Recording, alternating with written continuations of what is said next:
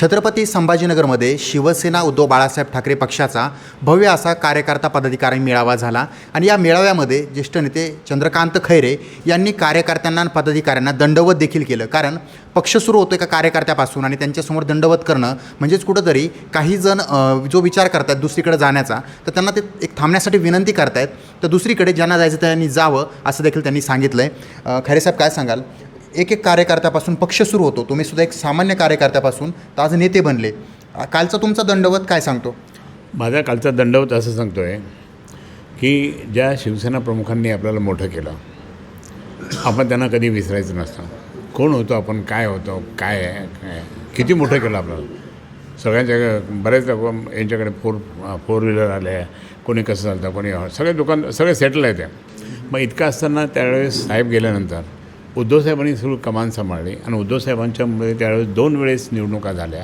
दोन्ही इलेक्शनला ह्या सगळ्या लोकांना उद्धवसाहेबांनी मतदान उभं केलं आणि ते निवडूनही आले. त्यांना मंत्री पण केलं. आणि तरी त्या ठिकाणी त्यांनी ज्या पद्धतीने उद्धवसाहेबांना धोका दिला, उद्धवसाहेब ब्लॅकमेलिंग केलं आणि ब्लॅकमेलिंग करून ते फुटले, हे आम्हाला सगळ्यांना दुःख झालं. मग आम्हाला दुःख झालं तर त्यांना उद्धवसाहेबांना किती दुःख झालं असेल, पण ते दाखवत नाही. आज शिवसेना प्रमुखांना किती वाईट वाटलं असेल बरं की बाबा हे काय चाललं म्हणून. आणि हे असतानासुद्धा आता ते तर गेलं, पण त्याच्यापुढे यांनी काय केलं, त्यांच्याकडं पैशाचा जोर प्रचंड कुठून आला ते इन्क्वायरी होईल कधीतरी.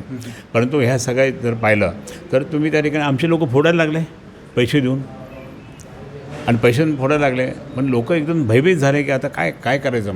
मग कार्यकर्ते त्या ठिकाणी म्हणे आता आपण इथे आपला खासदार पण नाही, इथे आपला आमदार पण नाही. माझं म्हणणं कार्यकर्त्यांना काय होतं, आपण 1988ला ज्यावेळेस आपण प्रथम निवडणूक लढवली होती त्यावेळेस आम्हाला कोणतरी म्हणत हे काय लढतील, हे काय लढतील. परंतु शिवसेना प्रमुखांच्या आशीर्वादाने, शिवसेना नेत्यांच्या सगळ्यांच्या उपस्थितीमध्ये, आई जगदंबेच्या, मासाहेब मीनाताई ठाकरेंच्यामुळे आमची महापालिका आली. 27 जागा आल्या आउट ऑफ 60. आणि आमदार नव्हता, खासदार नव्हता तरी आले. आणि तिथून मग आमचं सुरुवात झालं ना. मग तिथून लगेच 88ला 89ला मोरेश्वर साहेब आमचे खासदार झाले, ते 90ला मी आमदार झालो, पहिला हिंदू आमदार. हे झालं की नाही म्हटलं आपणही तसंच करायचं. आता उलटं सुरुवात करू आपण, आता इथून तर सुरुवात करू. म्हणून माझी विनंती, म्हटलं हात जोडून विनंती आहे की आता याच्यापुढे कुठलाही विचार नसावा आणि उगाच उद्धवसाहेबांना ब्लॅकमेलिंग करू नये. उद्धवसाहेबांच्या बाबतीत त्या ठिकाणी आदर ठेवावा. उद्धवसाहेबांनी जे ज्या पद्धतीने आज आपल्याला मोठं केलं करतायत आणि सांभाळतात, त्यांच्याशी तुम्ही त्या ठिकाणी प्रतारणा करू नये. त्यांच्याबरोबर तुम्ही राहिलं पाहिजे, गद्दारी केली नाही पाहिजे. आणि म्हणून तुम्ही एकनिष्ठ आहात सगळे. पण तुम्ही एकनिष्ठ, तुमच्या एकनिष्ठतेला मी त्या ठिकाणी दंडावर घालतो. आणि असंच त्या ठिकाणी आपल्याला पूर्ण महापालिका आपली ही उद्धवसाहेबांच्या नेतृत्वाखाली उद्धव बाळासाहेब ठाकरेंच्या पक्षाच्या नावाने त्या ठिकाणी आणायची आहे. त्यासाठी तुम्हाला मी दंडवत घालतो आणि तुम्ही ते काम करा. बरं, चंद्रकांत खैरे म्हणजे कुठंतरी ते रागीट स्वभाव, रागीट चेहरा, काही जर नाही आवडलं तर फटकन बोलणारे, काल थोडे संतापल्याचं पाहायला मिळालं. कारण तुमच्यासोबत असणारे तुमचे नेते गेले, त्यानंतर तुम्ही असं देखील बोलून दाखवलं की एका पायाला इजा झालेली आहे, दुसऱ्या पायाचं काय करू तर पाहून घेऊ. म्हणजे एक धमकीच म्हणावं लागेल का? नाही, धमकी म्हणजे काय, तुम्हाला माहिती पूर्वी काय होतं, शिवसेनेतून फुटल्यानंतर काय व्हायचं, त्यामुळे आता होत नाही तसं ना. म्हणजे खोपकर झाला का खोपकर, असं काही झालं का पूर्वी? अशा नंतर झालं का कोणी शिवसेनेत फुटले तर त्यांना मग बाकीचे शिवसैनिक त्यांना ठोकून काढायचं. आता आहे का, आता तसं काहीच नाही. आता तसं काही नाही. मग याचा अर्थ तुम्ही आम्हाला त्या ठिकाणी अब काय आहे शिवसेना मी कुछ होता नाही कुछ नाही, मग काही करायचं का? तुम्ही 2 वेळेस महापौरपद भोगलं, तुम्ही त्या ठिकाणी रेल्वे कमिटीवर मी टाकलं तुम्हाला. मी त्याच्यानंतर मग इकडे त्याच्या आधी सगळ्यात पहिले तुम्हाला स्टँडिंग कमिटी चेअरमन तुम्ही झालात. मग तुम्ही विसरलात का तुम्हाला काय दिलं नाही पक्षाने? मग इतकं पक्षाने दिल्यानंतरसुद्धा तुम्ही अशा गद्दारी केली. ह्या गद्दारीचा मला राग आला. नाही, आमच्याबरोबर राहायचं, सगळं आपले फायदे घ्यायचे, सगळं काही स्वार्थ बाळगायचा आणि त्याच्यानंतर तुम्ही त्या ठिकाणी फुटायचं, याचा राग आम्हाला.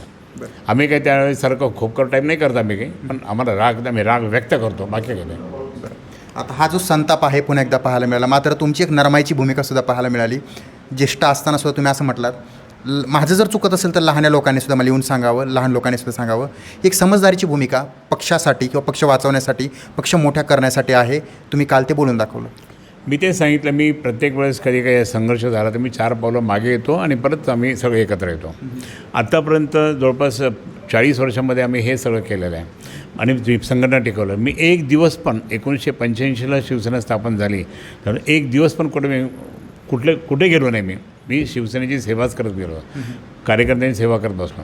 मी पदाधिकारी होतो, आमदार, खासदार, मंत्री होतो, पालकमंत्री होतो, त्यावेळेस मी सर्व कार्यकर्त्यांना मदत केलेली, असं काय नाही, एक एक कार्यकर्ता मदत केली.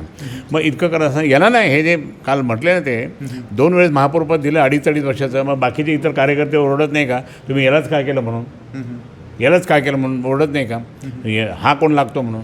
आता इतकं आम्ही लोकांच्या शिव्या ऐकूनसुद्धा, बोलणं ऐकूनसुद्धा त्या ठिकाणी याला सांभाळलं आणि तो उडी मारतो, मग राग येणार नाही का. म्हणून हा राग व्यक्त करण्याची वेळ सगळ्या कार्यकर्त्यासमोर असली पाहिजे. बरं, आपण तेच चंद्रकांत खैरे पाहिलेले आहेत जे कुठंतरी ॲग्रेसिव्ह, आक्रमक आणि संतापल्याचं पाहायला मिळतं.